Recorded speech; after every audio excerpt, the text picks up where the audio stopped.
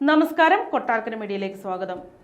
സാമ്പത്തിക പ്രതിസന്ധിയിൽ ഇന്ന് കേരളത്തിന് നിർണായകം. അധിക കടമെടുപ്പിനായുള്ള കേരളത്തിന്റെ ഇടക്കാല ഹർജിയിൽ സുപ്രീം കോടതി ഇന്ന് വിധി പറയും. രാവിലെ 10:30-ക്കാണ് വിധി. ജസ്റ്റിസുമാരായ സൂര്യകാന്ത്, KV വിശ്വനാഥൻ എന്നിവരടങ്ങിയ ബെഞ്ചാണ് ഇടക്കാല ഉത്തരവിടുക.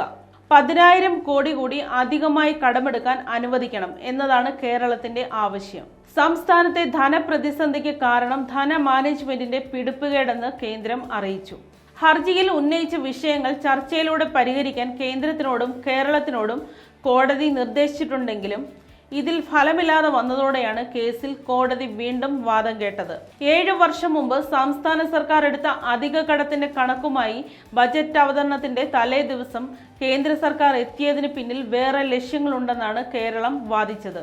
സംസ്ഥാനത്തിന്റെ സാമ്പത്തിക പ്രതിസന്ധി സംബന്ധിച്ച് തെറ്റായ കണക്ക് സുപ്രീം കോടതിക്ക് കൈമാറിയ കേന്ദ്ര നടപടി ഞെട്ടിച്ചുവെന്നും കേരളം സുപ്രീം കോടതിയിൽ ചൂണ്ടിക്കാട്ടിയിരുന്നു.